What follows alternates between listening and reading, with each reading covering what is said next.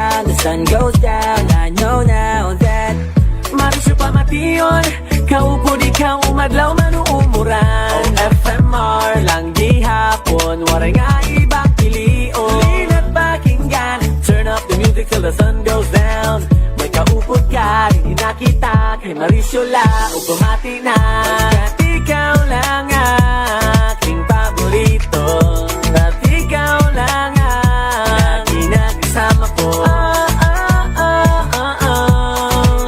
My favorite music radio FMR At ikaw lang aking paborito At ikaw lang lagi nakasama ko My favorite music radio FMR Favorite music radio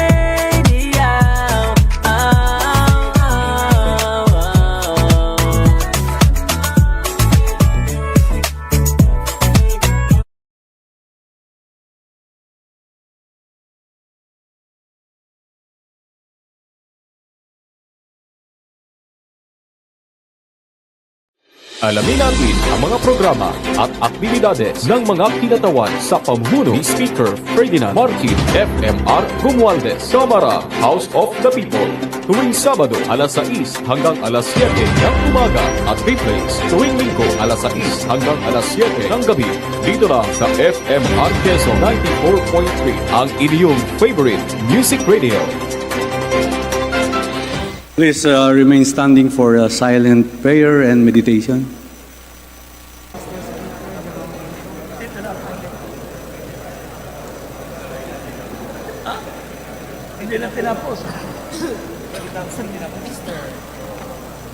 Mr. Speaker, the roll call shows that 213 members responded to the call.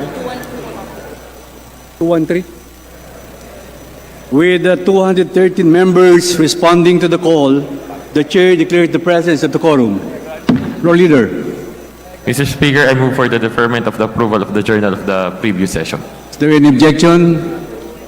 Chair is not. Motion is approved. Floor Leader. Mr. Speaker, I move that we now proceed with the reference of business and request that the Secretary General be directed to read the titles of bills and resolutions on first reading, as well as communications and committee reports. The Secretary General is now directed to read the title of the proposed House Bill and resolutions. Reference of business, bills on first reading. House Bill 9097, institutionalizing a criminal investigation system, Representative Rodriguez Rufus.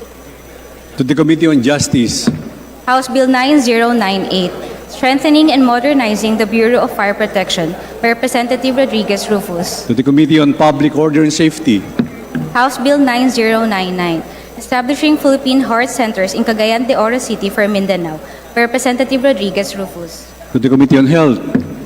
House Bill 9100, providing better conditions for inmates by adjusting the cost of subsistence allowance per inmate per day from 70 pesos to 100 pesos and increasing the medicine allowance per inmate per day from 15 pesos to 30 pesos. Representative Rodriguez Rufus.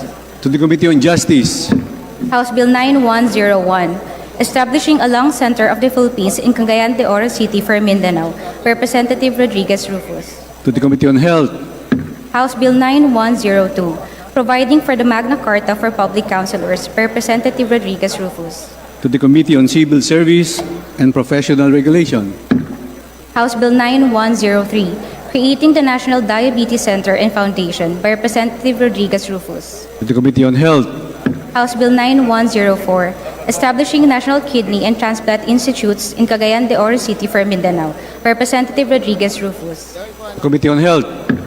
House Bill 9105, establishing the Philippine Children's Medical Center for Mindanao. Representative Rodriguez Rufus. To the Committee on Health.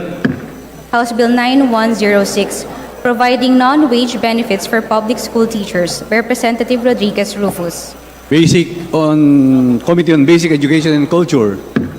House Bill 9107, mandating the establishment of rehabilitation center for illegal drugs users in every province of the Philippines. Representative Rodriguez Rufus. To the Committee on Dangerous Drugs.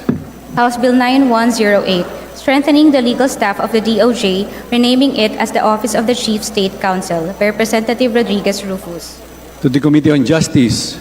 House Bill 9109, providing for a national framework for students' rights and welfare, by Representative Rodriguez Rufus. To the Committee on Basic Education and Culture, and to the Committee on Higher and Technical Education. House Bill 9110, institutionalizing a nationwide language revitalization program, by Representative Tambunting. To the Committee on Basic Education and Culture. House Bill 9111, to conserve and protect Philippine public forests, mangroves, and wildlife through a comprehensive environmental program of renewal, replanting, and reforestation, by Representative Tambunting. To the Special Committee on Reforestation.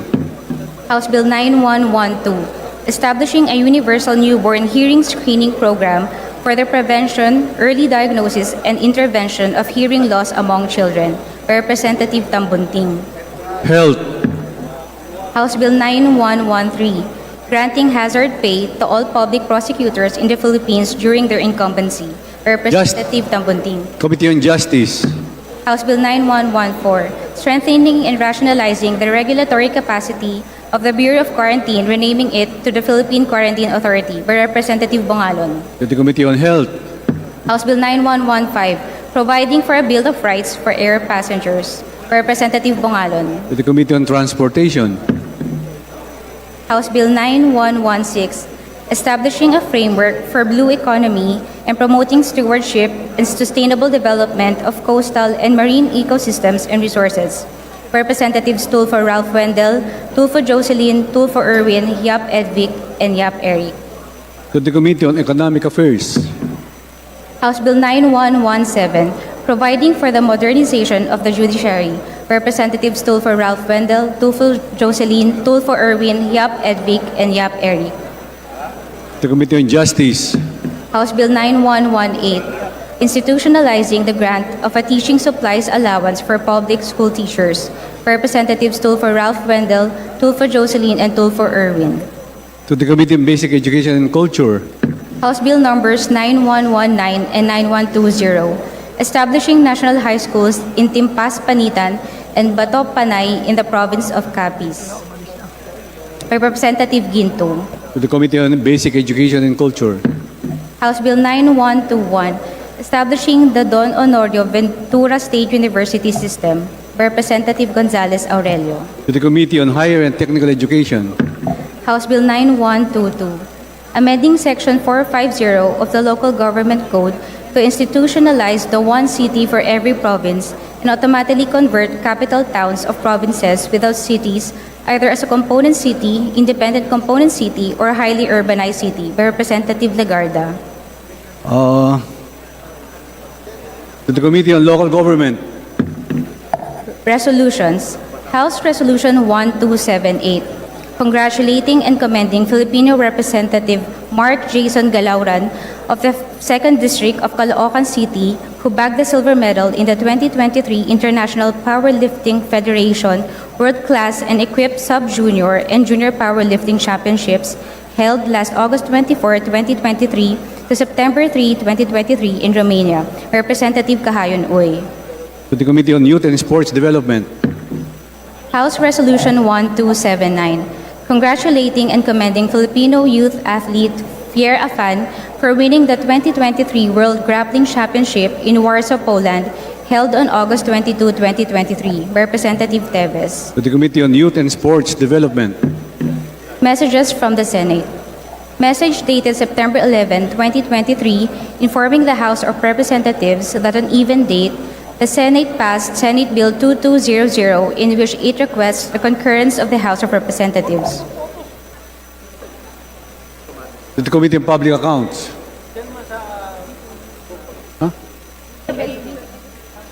To the Committee on Basic Education and Culture.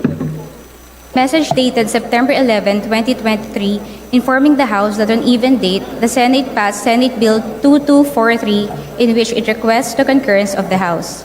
To the Committee on Agriculture and Food. Communications. Letter dated July 25, 2023 of the COA chairperson furnishing the House of Representatives with copies of their annual audit reports for the year ending December 31, 2022 on the DFA and the Office of the President. To the Committee on Public Accounts. Letter dated August 22, 2023 of the DEN or Undersecretary, Finance, Information Systems, and Climate Change, submitting to the OIC Supervising Auditor, Audit Group 1, a copy of their agency action plan and status of implementation as of August 10, 2023 on the audit observations and recommendations of the COA on the consolidated annual audit report for the calendar year 2022. To the Committee on Public Accounts. Letter and various reports submitted by local government chief executives and officials regarding their fund utilization and status of program project implementation of the local government support fund. To the Committee on Appropriations. Report dated September 11, 2023 of the Secretary General of the House of Representatives on enrolled copies of House Bill 7413, which were transmitted to the Office of the President for His Excellency's consideration and signature pursuant to Section 18H, Rule 6 of the Rules of the House of Representatives. The aforementioned committee reports are all referred to the Committee on...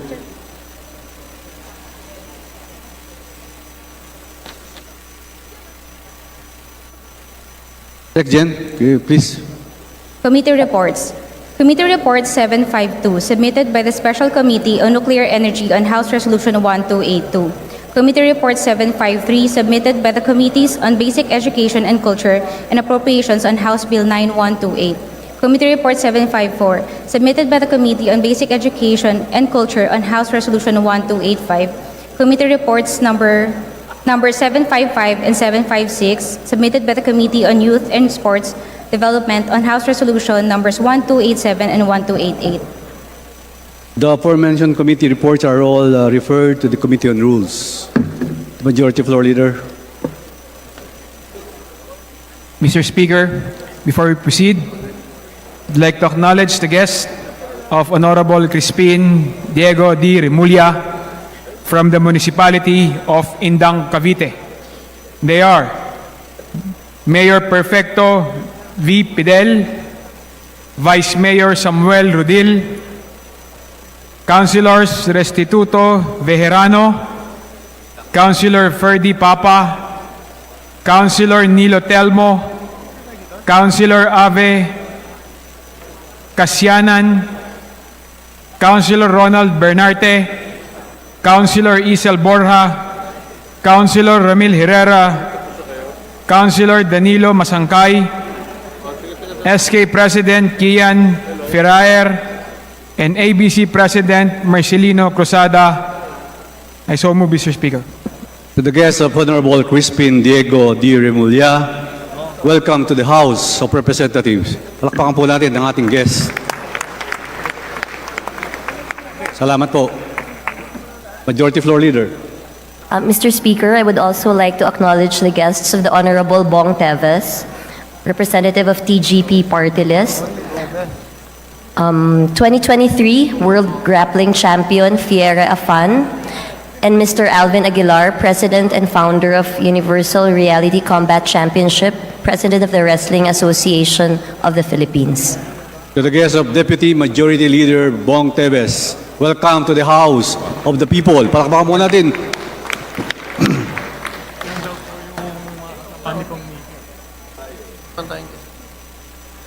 Mr. Speaker, I move that we acknowledge the guests of Honorable Aurelio Dong D. Gonzales Jr. of the 3rd District of Pampanga, namely Mayor Eduardo D. Mandato of Bacolor, Pampanga, Renato Lee, Bacolor Budget Officer, Dr. Enrique Baking, DHVSU President, Dean Dali Kiambao, DHVSU Vice President of Student Affairs and Dean of Graduate School, Attorney David Robert Aquino, and Ms. Morina Ensomo.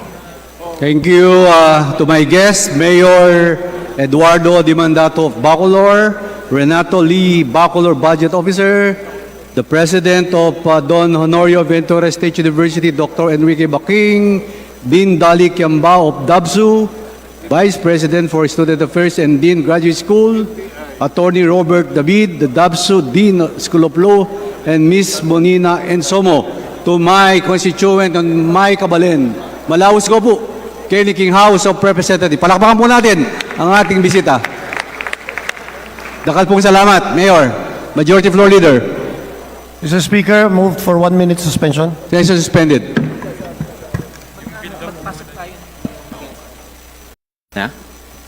Session is resumed. Majority Leader. Mr. Speaker, under the calendar of business for the day, I move that we consider House Bill number 6933 as contained in Committee Report number 287, and may I request that the Secretary General be instructed to read the title of the bill. Is there any objection? Chair hears none. The Secretary General is directed to read the title of House Bill number 6933. House Bill 6933, an act declaring the province of Pampanga as the Christmas capital of the Philippines. Majority Leader. Mr. Speaker,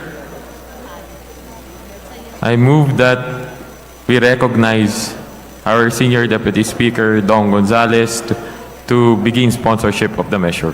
Our Senior Deputy Speaker, Representative Dong Gonzales, my partner, is recognized. Thank you, Mr. Speaker.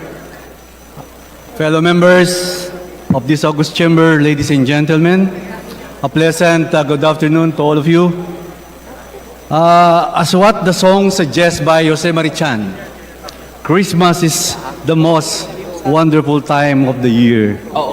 And although there are plenty of Christmas traditions around the world, ours here in the Philippines is uniquely different. Pagdating po ng Burr months, umpisa na po ang Pasko dito sa Pilipinas. Christmas lights starts to glitter, and our native paroles shine and light in our homes and in the streets. Ganito ang Paskong Pinoy, masaya at maliwanag. I stand here today to sponsor House Bill number 6933, which seeks to declare the province of Pampanga as the Christmas capital of the Philippines. This is in recognition to the economic, cultural, and significance of the lantern-making industry which has existed for the decades and crafted by excellent Kapampangans, artisans that has been significant contributor to the economy of the province. Pampanga is the best place to be with. If you want to experience Christmas to the fullest, we will invite you in Pampanga. The annual Giant Lantern Festival features lavish displays and enormous lanterns made by its participating barangays. The intricate and unique patterns combined with vibrant lights set it apart from a typical parol. My fellow Kapampangans pride themselves in these creations as it showcased in their creativity and craftsmanship. Pampanga is lantern-making industry and has been included in several historic occasions in our country's history. In 1966, Kapampangan lanterns made its way in the halls of Malacanang Palace during the summit organized by Sampaguita Pictures in 1969. A 14-foot giant lantern was lit up during the inauguration of the iconic Nayong Filipino Theme Park. As the request of the First Lady Imelda Marcos, during that time, the lanterns made their way to Samar and Leyte. Sometime in 1970s, the government decorated the outdoors of Fort Santiago with lanterns made in Pampanga during the state visit of King Juan Carlos of Spain in 1979. The first documented overseas display of giant lantern happened during the 75th anniversary of the Philippine-Hawaii Commission in 2021. The steel frame lantern that was used among the 500th anniversary of the Battle of Mactan in Cebu came from the Kiowa clan natives of Pampanga in the city of San Fernando, Pampanga. In addition, Mr. Speaker, my dear colleagues, Pampanga was home of the Pascuan Village, a year-round theme park of Christmas extravaganza, a first of its kind in Asia. Pascuan Village featured the best of Filipino arts and craft.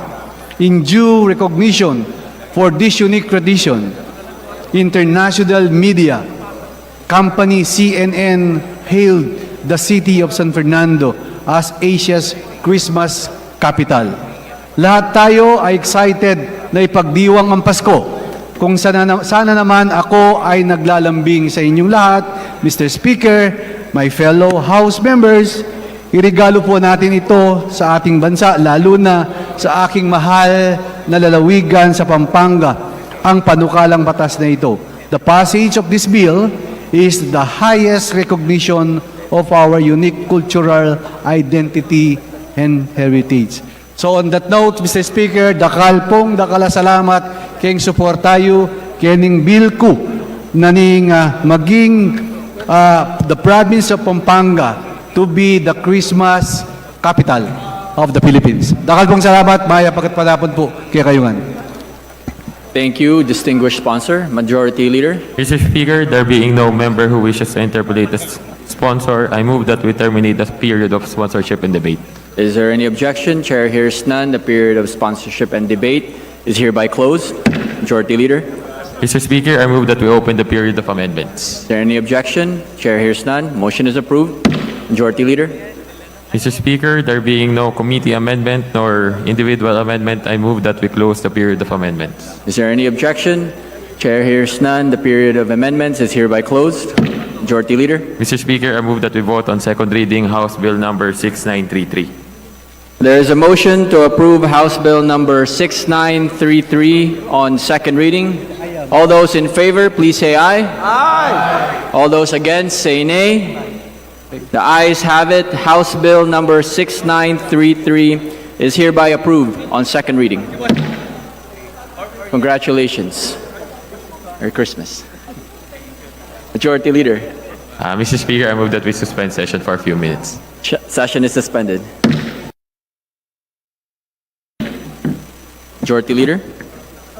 Mr. Speaker, under the calendar of business for the day, I move that we consider House Bill number 9015 as contained in Committee Report number 731, and may I request that the Secretary General be directed to read the title of the bill. Is there any objection? Chair hears none. The Secretary General is directed to read the title of House Bill number 9015. House Bill 9015, an act institutionalizing the expanded tertiary education equivalency and accreditation program and appropriating funds therefore. Majority Leader. Mr. Speaker, I move that we open the period of sponsorship and debate. Is there any objection? Chair hears none. Motion is approved. Majority Leader. Mr. Speaker, I move that the chairperson of the Committee on Higher and Technical Education, the Honorable Mark Go, be recognized to begin sponsorship of the measure. Honorable Mark Go is recognized to deliver his sponsorship speech. Thank you. Thank you very much, Mr. Speaker. Good afternoon, Mr. Speaker and my dear colleagues. I have the honor of sponsoring House Bill 9015 under Committee Report 731, which institutionalizes the expanded tertiary education equivalency and accreditation program, or ETIAP. This bill, Mr. Speaker, proposes to institutionalize the ETIAP to strengthen the system of academic equivalency and accreditation at the college level. Under this program, senior high school graduates, post-secondary technical vocational students and graduates, and college undergrads who have become workers, employees, and professionals with an aggregate of 5 or more years of work experience will be able to earn credit units based on their knowledge, work experiences, achievements, and skills obtained through their jobs to earn school credits that are then deducted from the total number of units or credits that they have required to earn before they graduate. Mr. Speaker, the bill provides that the CHED or the Commission on Higher Education shall be the lead agency in implementing this proposed law as an integral part of the higher education system. It shall deputize or accredit agencies, organizations, and HCIs that seek to offer the ETIAP as part of their academic programs.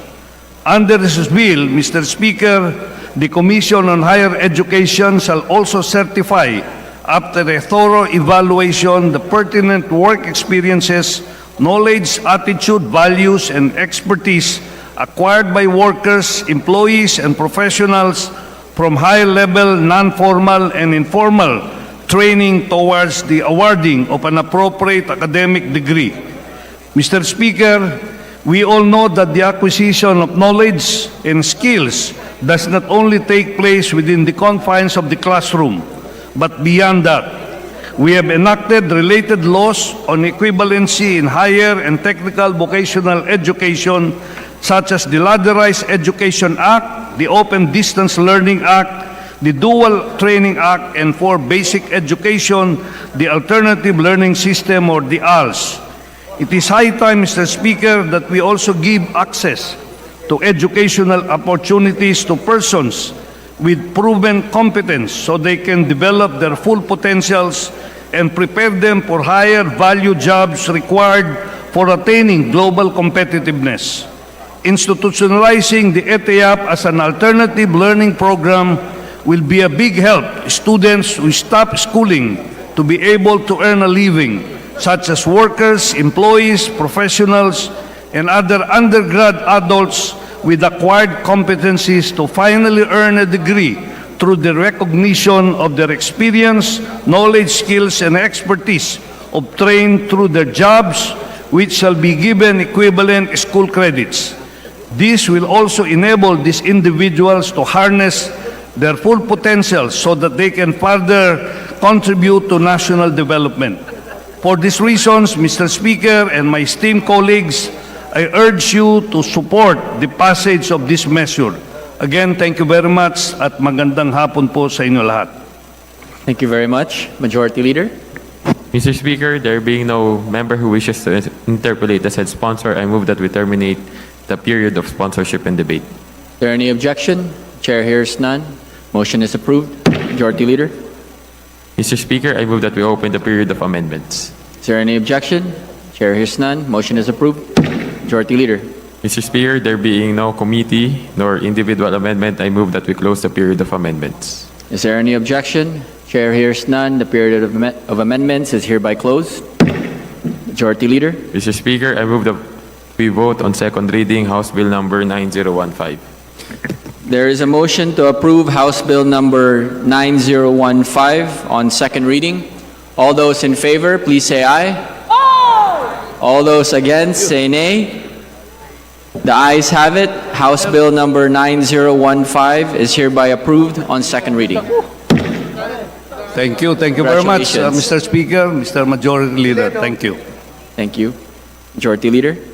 Mr. Speaker, under the calendar of business for the day, I move that we consider House Bill number 9045 as contained in Committee Report number 739, and may I request that the Secretary General be instructed to read the title of the bill. Is there any objection?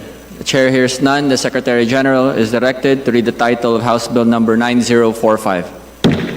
House Bill 9045, an act providing the Muslim Filipinos better access to Sharia courts, amending for the purpose Republic Act number 9997, otherwise known as the National Commission on Muslim Filipinos Act of 2009. Majority Leader.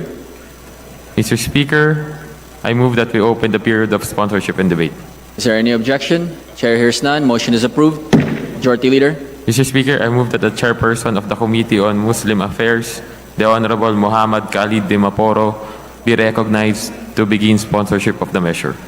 The Honorable Representative de Maporo is recognized to deliver his sponsorship speech.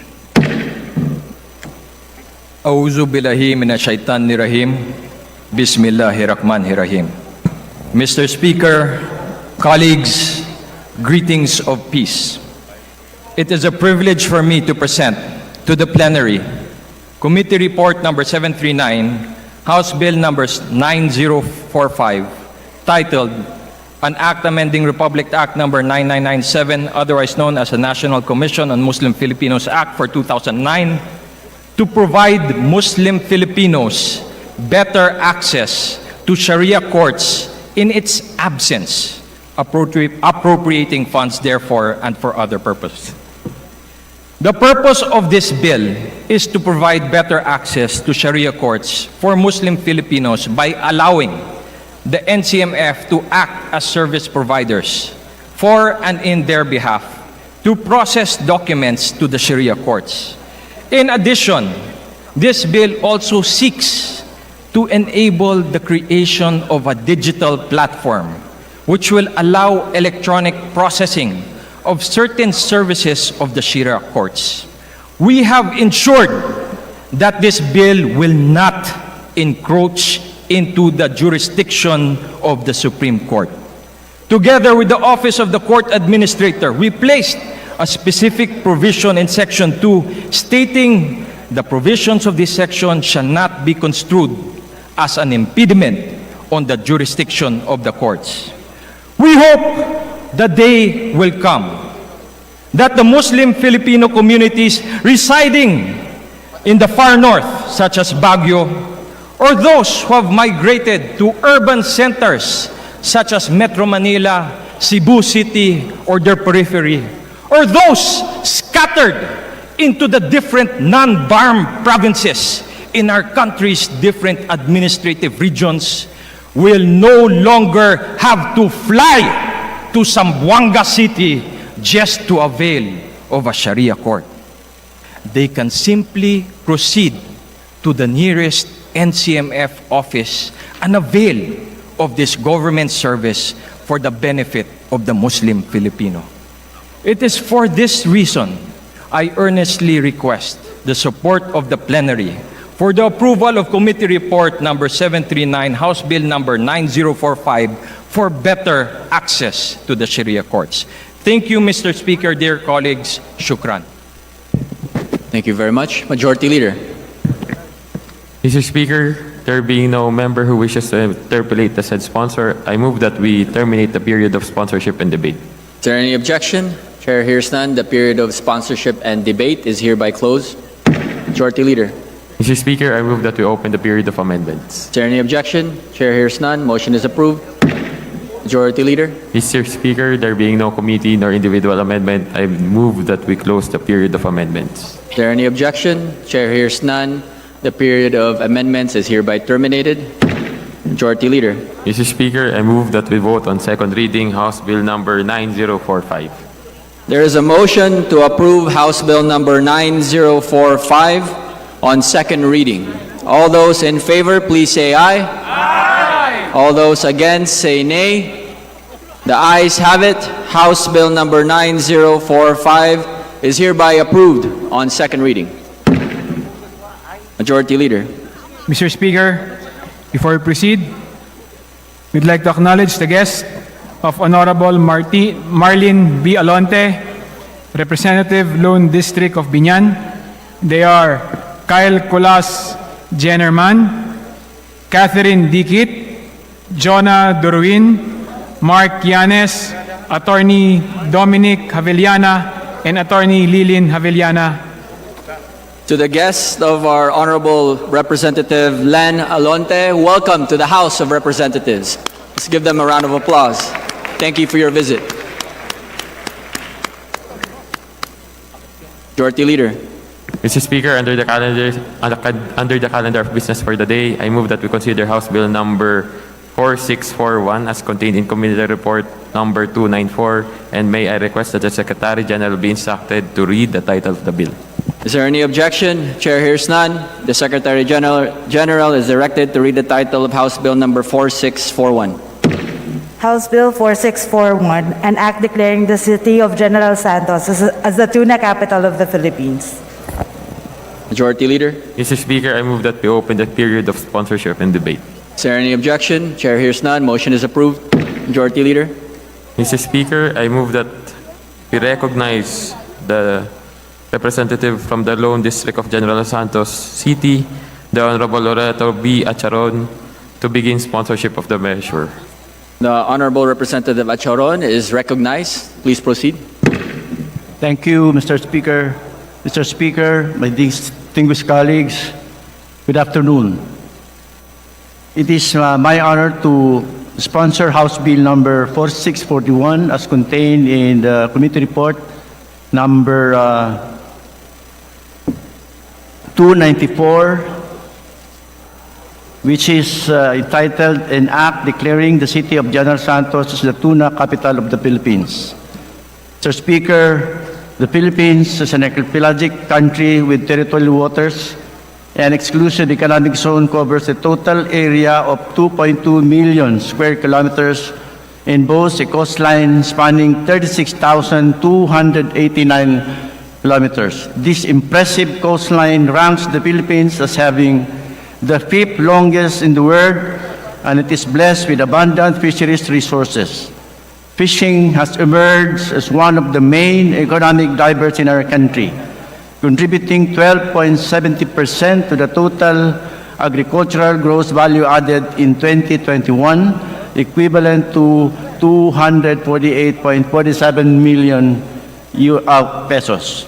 Moreover, the fishing industry provides livelihood for 2.08 million registered fisher folk, including women and youth engaged in various activities such as capture fishing, fish farming or aquaculture, fish processing, fish vending, gleaning, and other fishery-related jobs.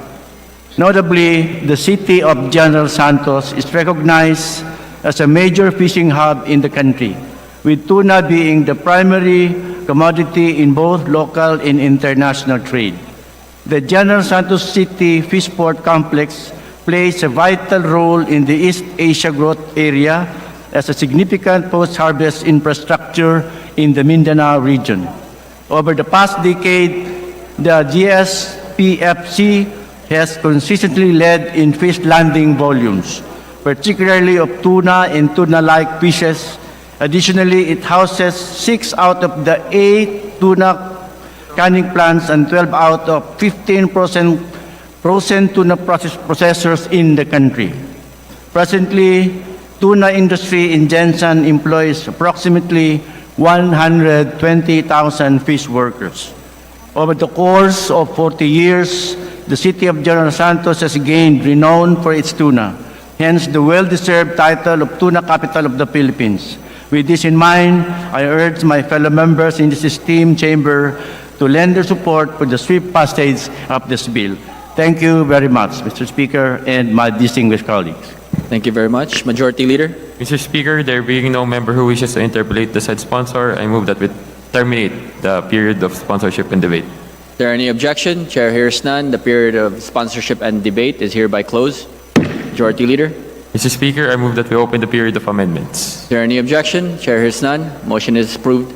Majority Leader. Mr. Speaker, there being no committee amendment nor individual amendment, I move that we close the period of amendments. Is there any objection? Chair hears none. The period of amendments is hereby terminated. Majority Leader. Mr. Speaker, I move that we vote on second reading House Bill number 4641. There is a motion to approve House Bill number 4641 on second reading. All those in favor, please say aye. Aye. All those against, say nay. The ayes have it. House Bill number 4641 is hereby approved on second reading. Thank you, Mr. Speaker. Majority Leader.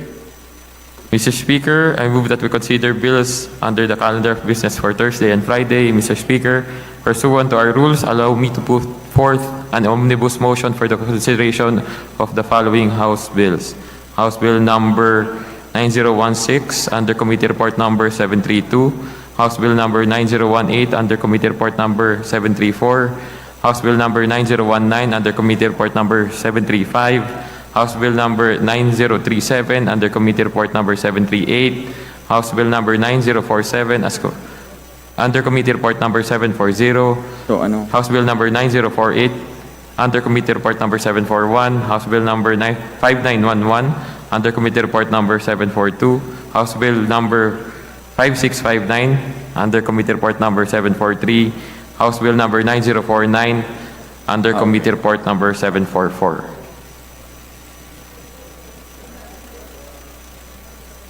And may I request the Secretary General to read the titles of the said local bills. Is there any objection?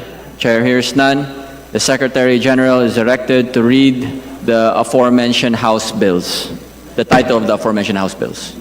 House Bill 9016, an act establishing a technical education and skills development authority, training and assessment center in the municipality of Gumaca, province of Quezon, and appropriating funds therefore.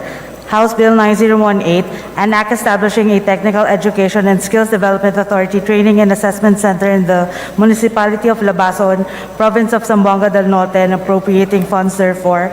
House Bill number 9019, an act modernizing and converting the Cabugao School of Handicraft and Cottage Industries in the municipality of Bato, province of Catanduanes, into a polytechnic institute to be administered and supervised by the Technical Education and Skills Development Authority and appropriating funds therefore.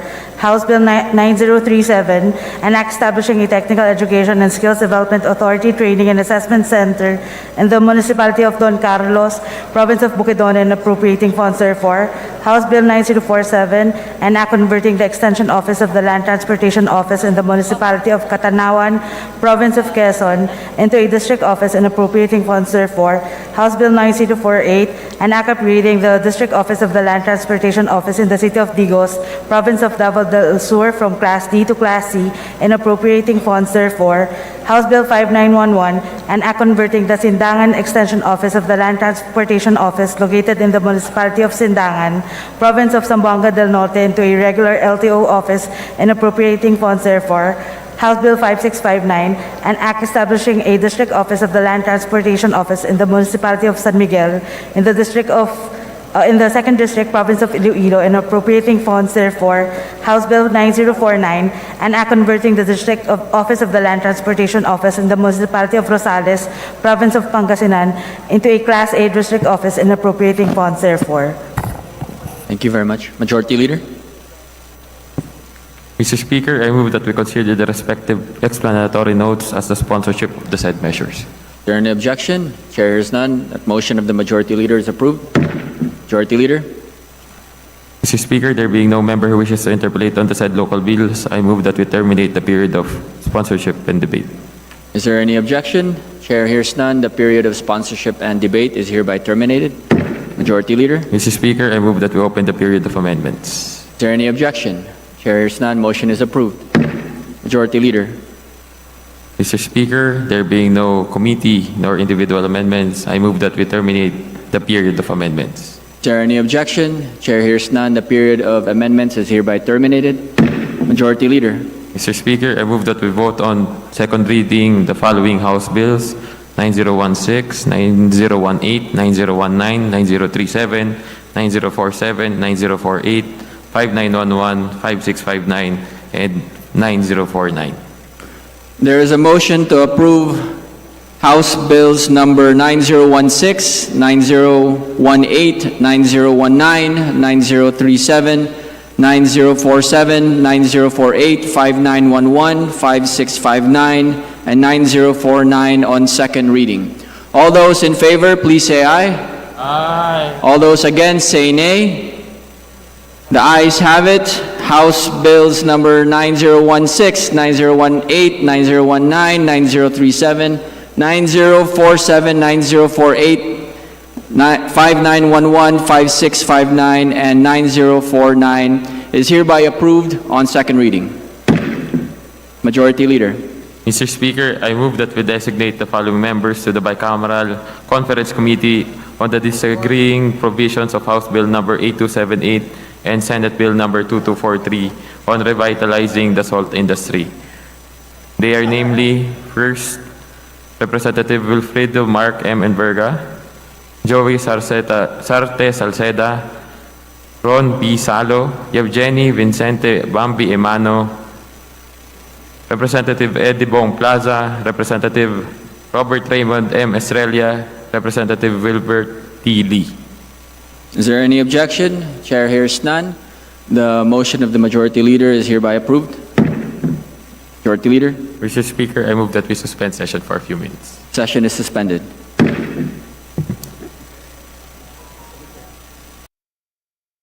Resumed. Majority Leader. Mr. Speaker, under the calendar of unfinished business, I move that we resume consideration of House Bill number 8937 as contained in Committee Report number 720, and for this purpose, may I request that the Secretary General be directed to read the title of the bill. Is there any objection? Chair hears none.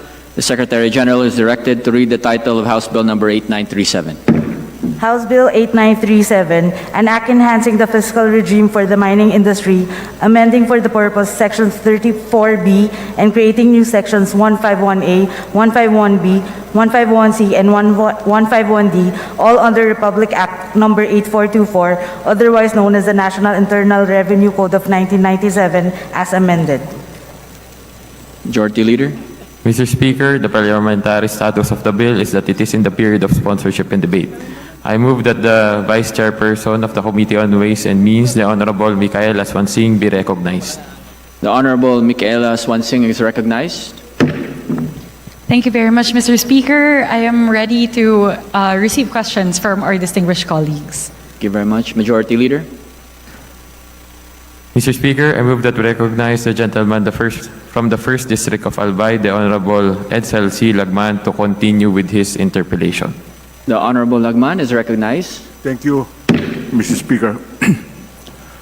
I would like to acknowledge receipt from the good sponsor the data I requested yesterday and the other days. But in order for the membership of the House to have also knowledge of this data, more specifically on foreign equity in our domestic corporations operating in the mining areas, we would request the good sponsor to read for the records the respective foreign equity in the various mining corporations. Yes, Mr. Speaker. Given that the list is quite lengthy, I would like to, excuse me. If you wish, good sponsor, you can just make a total. Yes, Mr. So that we Speaker. can get the average of foreign investments to save time. Thank you, Mr. Speaker. Given that yesterday specific companies were mentioned in terms of the 12 companies that were operating within mineral reservations, with the permission of our distinguished interpellator, I will quickly go through the foreign equity ownership, particularly for those 12 companies, and thereafter give an estimate on the average foreign equity for most of the mining operations operating in the country. For the 12 companies operating within mineral reservations, Adnama Mining Resources has 0% foreign equity, meaning it's 100% domestically owned. Cagdianao Mining Corporation, 0% foreign ownership. Cadascal Nickel Corporation, 19.71% foreign ownership. Century Peak Corporation, my apologies. Carrascal Nickel Corporation has 0% foreign equity. Century P Corporation has 19% foreign equity. CTP Construction, 0% foreign equity. Hinatuan Mining Corporation, 38% foreign equity. Libho Mining Corporation, 30% foreign equity. Mark Ventures Mining, 3% foreign equity. Platinum Group Metals Corporation, 30% foreign equity. SR Metals Incorporated, 0% foreign equity, and Taganito Mining Corporation, 38% foreign equity. On average, Mr. Speaker, for the companies listed in the for the companies operating within mining reservations, on average, the foreign equity is about 20%. Thank you, Madam Sponsor. And you would agree that the foreign equity in these mining companies is rather small. Yes, Mr. Speaker. Most of them are actually 100% domestically owned. Why is this so? Why are foreign investors not engaging in mining operations in the Philippines? Mr. Speaker, distinguished colleague, we may refer to the Fraser report to give us a sense of why that is the case. Given the Fraser report of 2021, in terms of investment attractiveness, the index score, if you compare the index scores across countries, we are ranked 57th out of 84 in terms of investment attractiveness. That is not because of our mineral potential, but rather because of the policy perception among investors. If we break down the criteria, in terms of the mineral potential index score, we actually rank quite high. We're at 29 out of 84, but where our ranking was pulled down substantially is in terms of the policy perception, where we ranked 83 out of 84. That can be explained, if you look at the criteria, mostly because of regulatory uncertainties, uncertainties in terms of environmental regulation, taxation, the moratoriums that were issued in the past, and the ban on open pit mining. All of these actually diminish the investment attractiveness of the Philippines to foreign investors. In order to check that lack of investment by foreigners in our mining areas, what does this bill do to attract foreign investors other than the reform in the tax regime? Mr. Speaker, distinguished colleague, I completely agree. That is the foremost.